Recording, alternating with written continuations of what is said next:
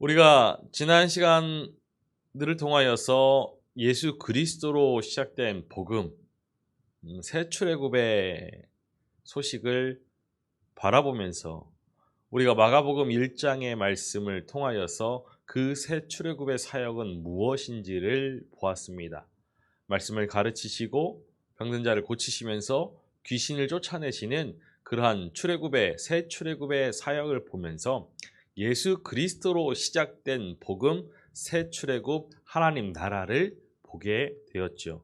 우리는 2장에 이어서 이 새 출애굽에 관련되어서 예수님께서 행하시는 그 일들을 통하여서 과연 예수 그리스도를 통하여서 이 땅에 새 출애굽이 시작되었고 하나님 나라가 임하였음을 확인하게 될 것입니다.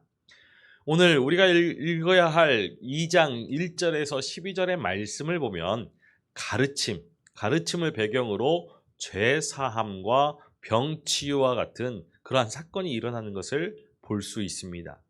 우리가 이전에도 계속해서 이야기해 왔듯이 병이라는 것은 단순히 질병으로만 이해되는 것은 아니지요. 이 병은 그 한 사람의 사회의 아픔이 되어서 몸과 영혼의 상태 또는 이러한 사회적으로 경험하는 것들, 문화적으로 경험하는 그러한 아픔으로 이해되어져 와야 합니다.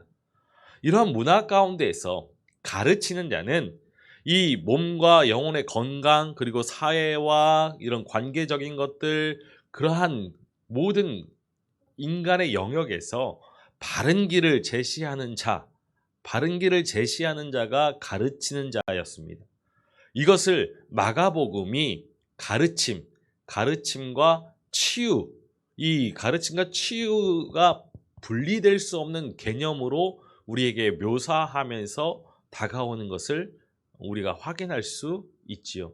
1장에서 그랬고 그리고 오늘 우리가 볼 말씀에서도 그렇고 뒤에 4장, 5장 계속해서 이러한 가르침과 치유가 같이 나오는 것을 우리가 확인할 수 있을 것입니다.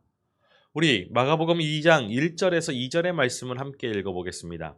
수일 후에 예수께서 다시 가버나움에 들어가시니 집에 계시다는 소문이 들린지라 많은 사람이 모여서 문 앞까지도 들어설 자리가 없게 되었는데 예수께서 그들에게 도를 말씀하시더니 예수께서 다시 가버나움에 들어가셔서 계시는 이 집은 아마도 1장에서 확인하듯이 베드로의 장모의 집일 것 같습니다.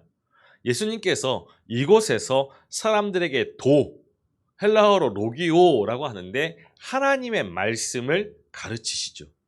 그리고 나서 이어지는 이 가르치시는 이 사건과 이어지는 죄 사함의 선언 그리고 치유 그리고 논쟁과 같은 이러한 일들이 말씀을 가르치는 사역 중에 일어났다라는 것은 예수님의 말씀 사역은 단지 이 지식을 전하는 데 그치지 않고 사람의 몸을 치유하고 그 영혼을 구원하면서 또 논쟁을 통하여서 바른 지식을 세워가는데 이 사역이 바로 새 출애굽의 사역이라는 것이죠. 하나님 나라의 사역이라는 것입니다. 이어서 한 가지 사건이 바로 이어서 나오죠. 가르치심과 치유의 사건. 우리 치유의 사건을 한번 보겠습니다. 3절과 4절의 말씀입니다.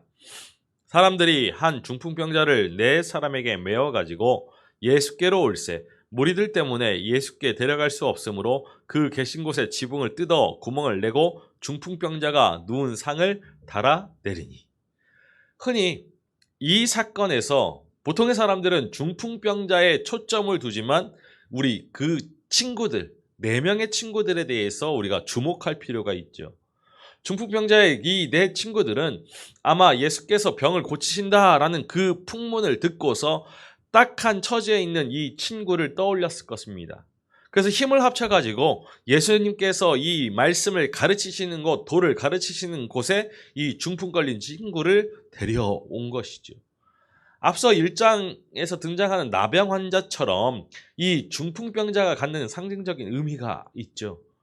우리말로는 중풍병자라고 이렇게 번역했지만 원문으로는 마비된 사람이라고 하였습니다.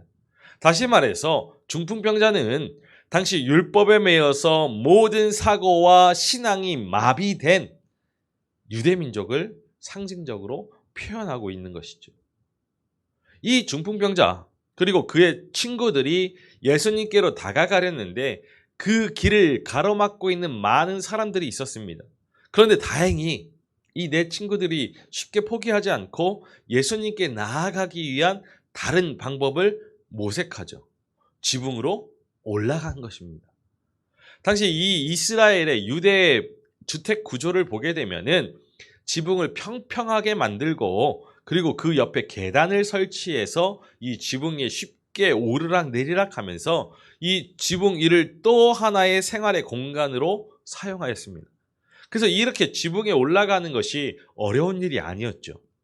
이 지붕에 오른 내 친구가 중풍병자인 이 친구가 누워있는 그 침상을 집 안으로 내려보내기 위해서 지붕을 뚫고 구멍을 내었습니다.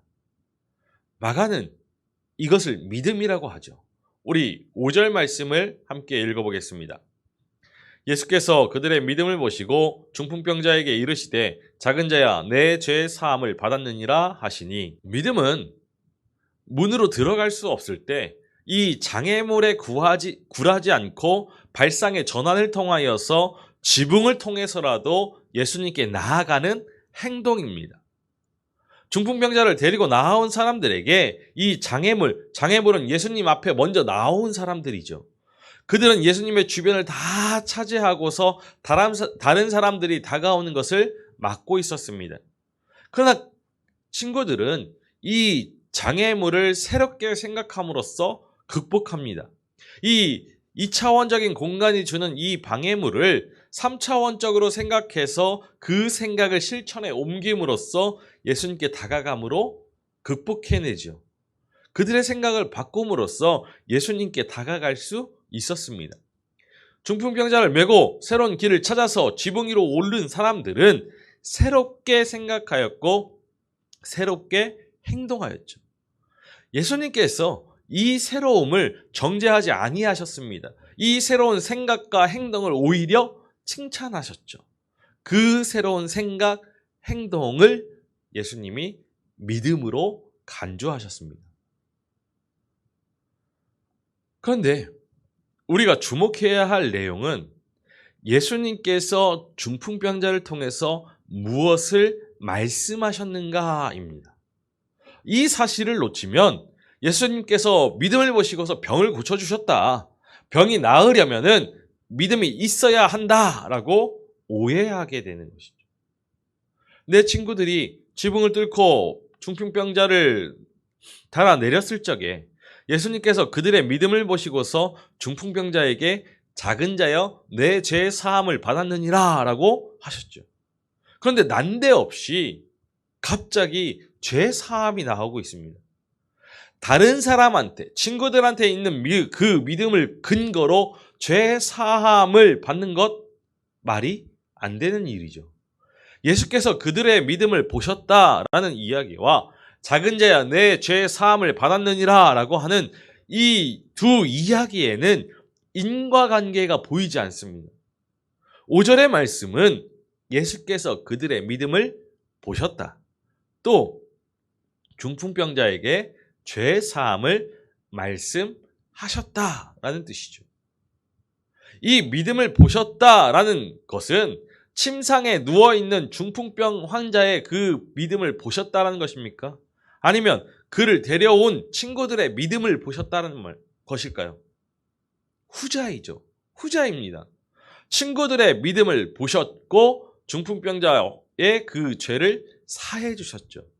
이 논리대로라면 예수를 믿지 않아도 믿음이 좋은 친구나 믿음이 좋은 가족으로 인하여서 구원을 얻을 수 있습니다. 그런데 이것은 분명 성경적인 구원론의 개념과는 다른 것이죠. 성경에 오류가 있는 것이 아니라 이 말씀에 다른 메시지가 숨겨져 있음을 우리가 보아야 하는 것입니다. 예수님께서 그들의 믿음을 보시고, 이 보시고라는 단어는 원문에 판단하다라는 헬라어 에이도라고 쓰여져 있습니다. 곧 예수께서 그들의 믿음을 판단하시고 라고 번역할 수 있는 것이죠. 그렇다면 이 네 친구들의 믿음이 어떠한 믿음입니까? 그들은 친구가 절망스러운 상황에 처해 있음을 너무나도 잘 알고 있습니다. 그래서 이제 더 이상 인간적인 방법으로 친구의 병을 고칠 수 없다라는 그 생각에 소문을 듣고서 예수님께 나왔죠. 예수라면 친구를 낫게 해 주실 거야 라는 그 믿음보다는 예수께라도 가보자 라는 이 마음으로 찾아온 것입니다. 단순히 이 대상에 대한 믿음 때문이 아니라 절박함에서 비롯된 행동이었죠. 그런데 믿음은 단지 어떤 것을 확신함이 아니라 그 확신에 따라서 포기하지 않고 행동하는 것입니다. 그런 행동의 과정 가운데에서 장애물이 있다 할지라도 그것을 극복해 나아가는 것이죠. 그 믿음의 증거, 그것은 포기하지 않는 집요함입니다. 중풍병자를 지붕을 통해서 달아내리는 그 집요함이 믿음의 증거이죠. 예수님께서 그런 친구들의 믿음을 정확하게 분별하셨습니다. 판단하셨죠. 저들이 단순히 육신의 치유를 기대하고 온 것은 사실이지만 적어도 저들은 그들 스스로에게 답이 없는 것을 알고 있다라고 판단하신 것입니다. 그리고는 누군가의 도움 없이는 움직이지 못하는 이 중풍병 환자를 향하여서 죄 사함을 받으라라고 선언하셨습니다. 중풍병자의 이 병을 육신의 질병의 문제가 아닌 영적인 문제, 죄 사함의 문제라고 보신 것이죠. 예수님께서 죄 사함을 말씀하신 이유, 친구들의 믿음을 보셨기 때문이 아니라 죄를 사하시는 그 권세가 예수님에게 있다라는 것을 사람들이 알게 하려 하시기 위함입니다. 친구들한테 믿음이 있었던 것은 분명히 맞습니다. 오죽했으면 이 지붕을 뚫었겠습니까? 예수님께서 그것을 보셨죠. 그것을 보신 예수님께서 죄 사하시는 권세가 있으므로 그 권세를 행사하신 것입니다. 지금까지 예수님께서 앞선 1장의 말씀에서 예수님을 찾아온 많은 병자들을 고쳐주셨을 때 믿음을 따지지 않고 고쳐주셨는데 새삼스럽게 지금 믿음을 따지는 것 형평성에 어긋나죠.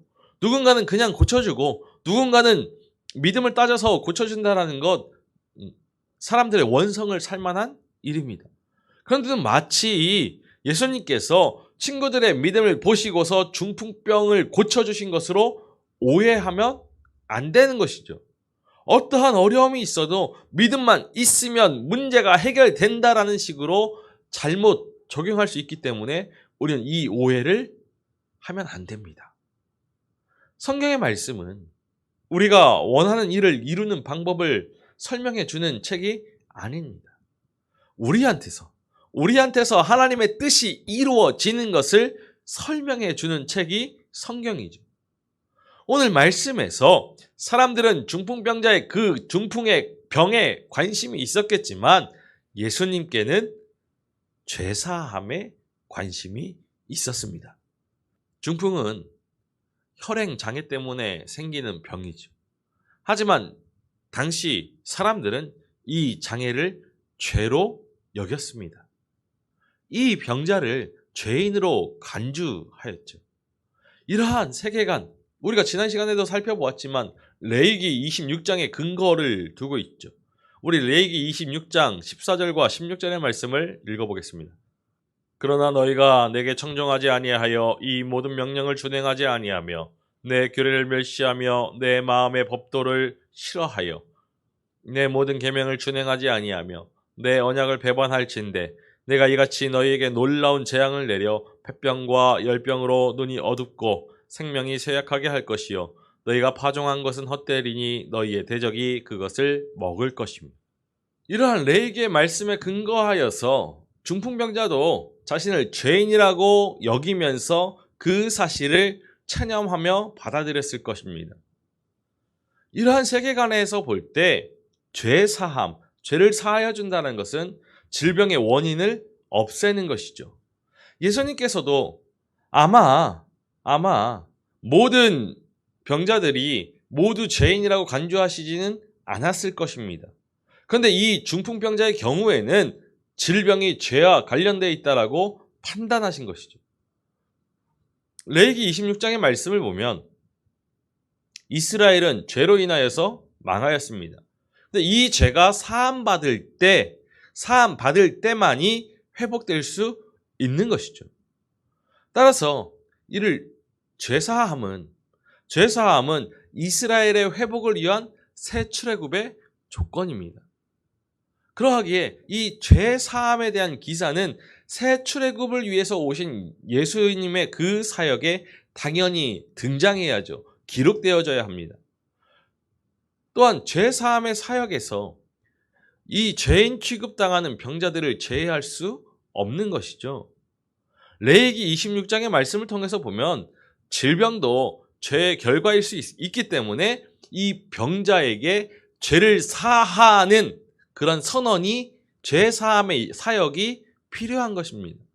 그러하기에 예수님의 사역은 질병 치유를 통하여서 죄사함을 일으키시는 새 출애굽의 사역인 것이죠.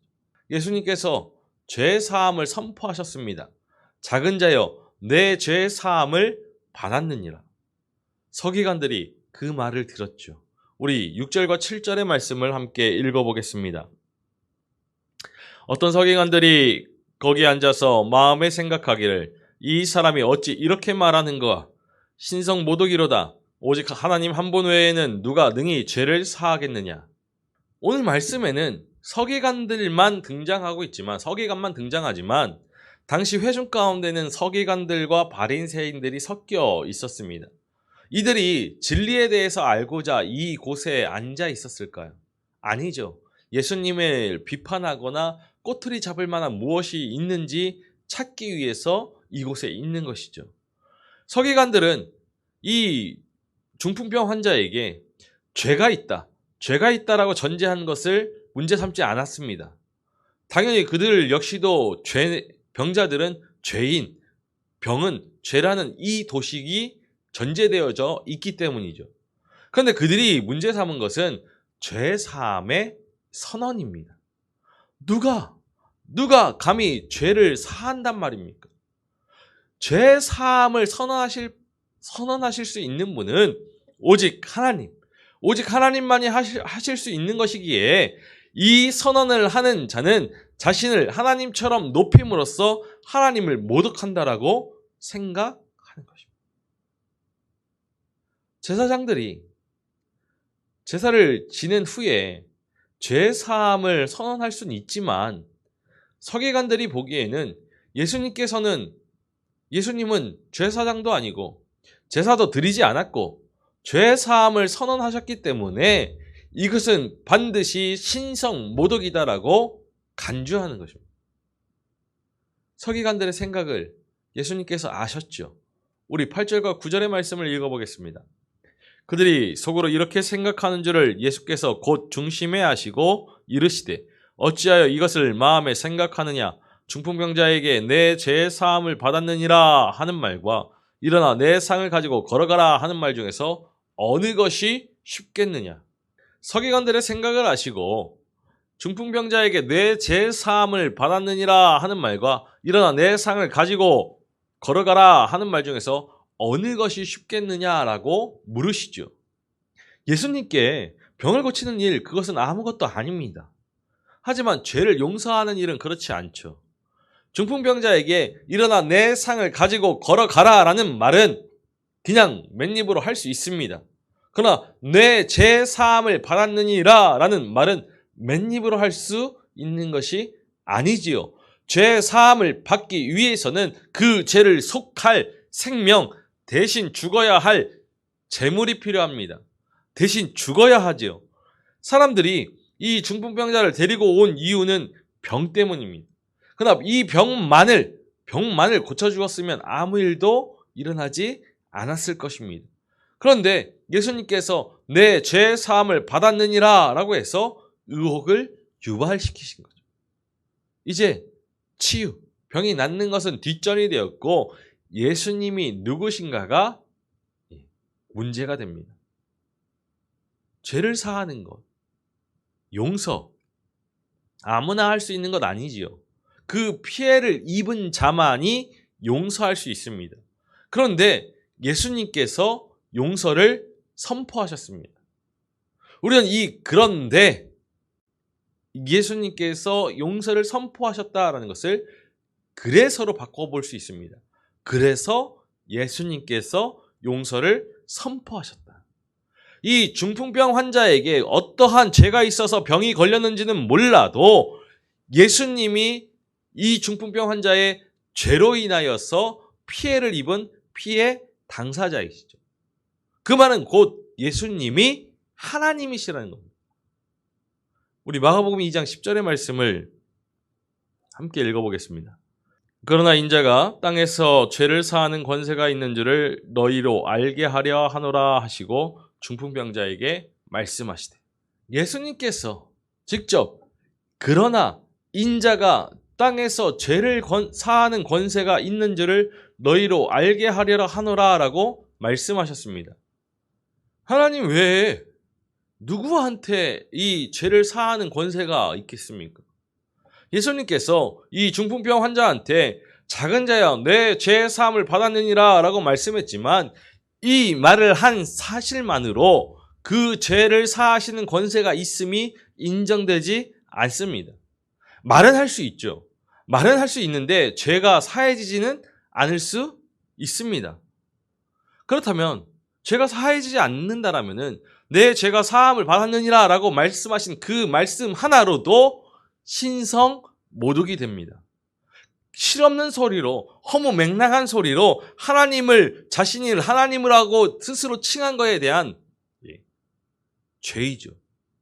그래서 예수님께서 이어서 이렇게 말씀하신 겁니다. 일어나 내 상을 가지고 집으로 가라. 만약에 이 말씀대로 중풍병 환자가 일어나지 못하면, 일어나서 집으로 가지 못한다라면 예수님은 우습게 되죠. 신성 모독한 것입니다. 그런데 정말로 이 중풍병 환자가 일어나 걸어갑니다. 중풍병 환자가 일어나 걸어감으로 중풍병이 나은 것으로 끝난 것이 아니라 죄사함 역시도 이루어진 것이죠. 병이 나았고 죄사함을 받은 것입니다. 중풍병이 나은 것으로 그 죄가 사해졌다라는 것이 확증된 것이죠. 그러니까 이 예수가 누구입니까? 예수님의 이 죄사함의 선언이 정당하려면, 내 죄가 사함받았다라고 말씀하신 이 죄사함의 선언이 정당하려면 예수님은 하나님이 되어야죠. 아니면 하나님으로부터 이 죄를 사하는 권세를 받은 분이 되어야 합니다. 예수님께서 종종 자신을 인자라고 칭하셨죠. 인자, 굉장히 어려운 주제입니다. 그런데 이 인자의 개념을 잘 설명해 주는 사람이 있는데 바로 베드로입니다. 마태복음 16장 16절의 말씀입니다. 시몬 베드로가 대답하여 이르되 주는 그리스도시요 살아계신 하나님의 아들이시니이다.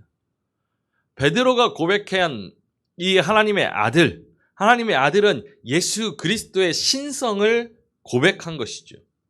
다니엘 7장에는 다니엘이 메시아에 대한 환상을 보고서 그 내용을 묘사하는 구절이 나옵니다. 그런데 이 7장 13절에 나오는 인자 같은 이는 구름을 타고서 하나님께 나오기에 사람같이 보이지만 신적 존재이죠. 이 신적 존재는 하나님으로부터 권세를 받는데 예수님께서 그 권세에 죄사함의 권세가 포함된다라고 하시는 것입니다. 다니엘은 메시아를 인자 같은 이라고 묘사하였습니다. 이 말은 곧 육신의 옷을 입은 신의 아들이라는 것이죠. 그래서 성경에서 이 인자라는 표현을 쓰일 때는 반드시 두 가지 조건이 따릅니다. 첫 번째로 예수의 죄 사함심과 구속의 사역을 설명할 때, 그리고 두 번째로 하나님을 설명할 때 인자를 쓰시죠. 다시 말해서 인자는 예수 그리스도의 온전한 신성과 인성을 함께 표현하는 단어인 것입니다. 그럼 왜 예수님께서 이 인자이신 그분의 속성을 드러내시는 것일까요? 그것은 하나님의 아들로서 온전한 신적 권위를 지닌 예수님께서 육신을 입고 이 땅에 오셨음을 이스라엘 백성들로 하여금 알게 하기 위함입니다. 예수님께서 우리의 눈물, 우리의 허기, 우리의 욕망을 동일하게 경험하신 분이시죠. 그래서 예수님께서는 우리의 연약함과 절망을 너무나도 잘 알고 계셨습니다. 그런데 예수님은 죄가 없으신 분이십니다.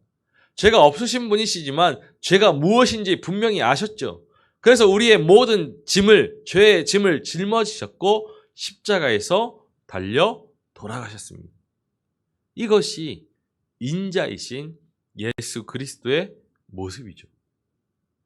오늘 이 말씀을 우리가 잘못 적용하면 지붕을 뚫는 열심을 가졌더니 중풍이 나은 것처럼 우리도 이러한 믿음을 가지면 모든 문제가 해결된다라고 말할 수 있습니다.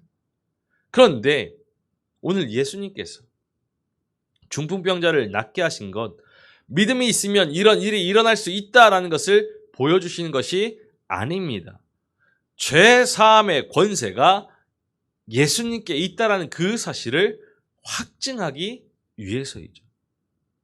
만일 우리에게 믿음이 있다라면은 그 믿음은 죄를 사함받는 데 쓰여져야 하고 죄를 사하시는 그 권세가 예수님께 있다라는 것을 아는 일에 쓰여야 하는 것입니다. 예수님의 죄 사함 선언에는 자신의 정체에 대한 선언이 들어져 있죠. 예수님, 신적 권세를 가지신 분, 이 사실을 믿는 자만이 예수님의 죄 사함의 선언을 받아들일 수 있습니다. 유대인들이, 서기관들이 예수님의 그 죄 사함 선언을 받아들이기 힘들었던 것, 그것은 너무도 당연한 것이죠. 그들로 하여금 죄 사함의 그 선언을 받아들이게 하려면 예수님께서 그러한 권세를 가지셨다라는 것을 표적으로 보여주셔야 합니다. 예수님께서 질병 치유를 죄 사함의 표적으로 사용하셨습니다. 질병이 치유받았다라고 하여서 죄가 용서받는 것은 아니지만 예수님께서 이 죄 사함의 권세를 가지고 있다라는 것을 알게 하려고 질병을 치유하는 표적을 사용하실 수 있는 것이죠. 분명 죄 사함, 죄를 사하여 주시는 것, 질병을 치유하는 것보다 분명히 어려운 일이지만 말로 하는 거에 있어서는 죄를 사하여 주었다, 내 죄의 사함을 받았다라고 말하는 것이 질병을 치유하는 것보다 쉬운 일이죠. 질병을 치유하는 것이 죄 용서를 선언하는 것보다 어려운 일입니다. 죄 사함의 선언은 그 효력을 당장 검증할 길이 없습니다. 내 죄 사함을 받았느니라 라고 말씀하시면 그 죄 사함 받았다는 것을 어디서 언제 검증할 수 있겠습니까? 그런데 중풍병 환자에게 일어나 내 상을 가지고 걸어가라 라고 명령하면은 그 명령하신 것이 당장 눈앞에 효력이 검증되기 때문에 죄 사함의 선언보다 질병 치유의 선언이 어려운 것이죠. 그런데 중풍병자에게 일어나 걸어라 라고 하였을 때 그대로 이루어진다라면은 이것이 바로 죄 사함의 선언도 이루어졌다라는 확증 표적이 될 수 있는 것입니다. 우리 마가복음 2장 11절에서 12절의 말씀을 읽어보겠습니다. 내가 내게 이르노니 일어나 내 상을 가지고 집으로 가라 하시니 그가 일어나 곧 상을 가지고 모든 사람 앞에서 나가거늘 그들이 다 놀라 하나님께 영광을 돌리며 이르되 우리가 이런 일을 도무지 보지 못하였다 하더라. 예수님께서 중풍병자에게 일어나 내 상을 가지고 집으로 가라라고 하시니까 중풍병자가 일어나서 그 상을 가지고서 모든 사람 앞에서 나갔습니다. 예수님께서 내 죄 사함을 받았느니라 라고 죄 사함을 선언함과 동시에 치유의 기적을 베풀어 주셨지요. 이 치유의 선언, 중풍병자에게 3가지 동작을 요청하면서 이루어졌습니다. 일어나 내 상을 가지고, 일어나 내 상을 가지고.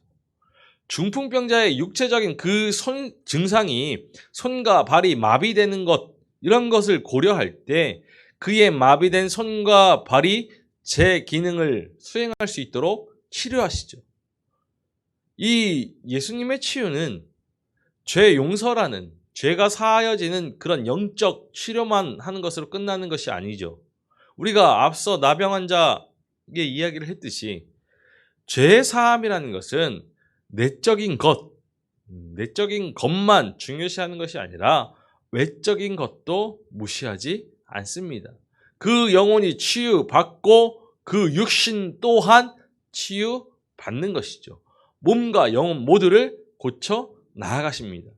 그리고 치유의 마지막에 예수님께서 그에게 집으로 가라고 말씀하셨습니다. 이 병은 그 사람의 몸만이 아니라 그가 속한 가정을 마비시켰을 것입니다. 당시 시대는 공동체 중심의 사회였죠. 그 병자는 아마 한 집안의 가장이었을 수도 있습니다. 그렇다면 이 전신이 마비된 그의 몸은 이 가정이 정상적인 기능을 하지 못하도록 마비시켰을 것입니다. 이것은 그와 그 가정이 이 사회적으로 대접받지 못하고 인정받지 못하고 사회 안에 편입되지 못한 채로 고립되어서 살아가게 하였을 것입니다. 바로 이 점에서 예수님께서 이 사람의 팔, 다리에 힘을 주신 이후에 집으로 돌려보내시는 것은 건강해진 그 몸으로 다시 가정을 세우고 그 사회적인 활동을 할 수 있도록 그 삶의 현장으로 돌려보내시는 것이죠. 예수님의 치유는 병의 근본으로 여겨진 그 죄를 용서하심으로 영적인 치유를 먼저 하시고 이어서 그 몸의 육신의 증상을 고치시고 그리고 사회적인 그 삶을 관계를 회복하는 데까지 이어졌다는 점에서 그 치유는 총체적이다, 전인격적이다라고 이야기할 수 있는 것입니다. 예수님께서 병자를 치유하실 때 신성 모독으로 간주될 그 위험을 감수하면서 죄사함을 선언하신 이유는 이 죄사함이 예수님의 사역의 본질적인 것이기 때문입니다. 또한 병자의 치유는 죄사함이 발생하고 있다라는 그 표적으로서 의미를 갖고 있기 때문입니다. 예수님께 죄를 사하시는 그 권세가 있다라는 것을 주장하시는 것. 우리가 앞서 살펴보았듯이 다니엘 7장의 말씀에서 같이 인자 같은 이로서 예수님의 신적 정체성을 알려주는 것이죠. 또한 이렇게 죄 사함을 굳이 선포하시는 이유는 이사야 53장에 나오는 여호와의 종으로서 많은 사람의 죄를 대신 지고 죽임을 당할 자로서의 예수님의 정체를 암시해 주는 것입니다. 우리 이사야 53장 5절의 말씀을 함께 읽어보겠습니다. 그가 찔림은 우리의 허물 때문이요 그가 상함은 우리의 죄악 때문이라. 그가 징계를 받음으로 우리는 평화를 누리고 그가 채찍에 맞음으로 우리는 나음을 받았도다. 죄사함이 죄를 사하시는 것이 병자 치유와 밀접하게 일어나는 것, 밀접하게 연관되어서 발생하는 것은 하나님의 종이 죄사함만이 아니라 그의 백성의 치유를 위하여서 고난당한다라는 이 이사야 말씀과 관련된 것이죠. 이것은 하나님께서 예수님께 알려주신 정체, 하나님의 아들, 하나님의 종이라는 것과 일맥상통하는 것입니다. 우리가 앞서 마가복음 1장의 말씀을 강의할 때 확인했죠. 1장 11절의 말씀을 읽어보겠습니다. 하늘로부터 소리가 나기를 너는 내 사랑하는 아들이라 내가 너를 기뻐하노라 하시니라. 사람들은 놀라서 하나님께 영광을 돌리며 이런 일은 도무지 보지 못했다라고 하였습니다. 우리 이사야 35장 5절과 6절의 말씀을 읽어볼까요? 그때 맹인의 눈이 밝을 것이며 못 듣는 사람의 귀가 열릴 것이며 그때 저는 자는 사슴같이 뛸 것이며 말 못하는 자의 혀는 노래하리니 이는 광야에서 물이 솟겠고 사막에서 시내가 흐를 것입니다. 일찍이 이사야 선지자가 하나님 나라를 예언해 주었죠. 그런 세상이 오면 맹인이 보게 되고 못 듣는 사람이 듣게 되고 저는 자가 뛰고 말 못하는 자가 노래한다라고 하였습니다. 그런데 이 이사야가 예언한 하나님의 나라의 모습이 지금 여기에서 벌어지고 있습니다. 말로만 듣던 하나님 나라가 시작되는 것이죠. 그러니 사람들이 놀라고 하나님께 영광 돌릴 수밖에 없는 것이죠. 중풍이 나은 것으로, 중풍병 환자가 나은 것으로 영광 돌리는 것이 아닙니다. 이제 새로운 세상이 시작되는 것을 바라보면서 영광 돌리는 것이죠. 사람들이 도무지 보지 못하였던 일들로 인하여서 영광 돌리는 것입니다. 예수를 통하여서 하나님의 그 종말론적인 새로운 일이 나타나서 사람들이 지금 여기서 그것을 경험하고 있습니다. 예수님께서 그 일 때문에 오셨죠. 죄가 지배하는 이 세상의 질서를 바꾸러 오셨습니다.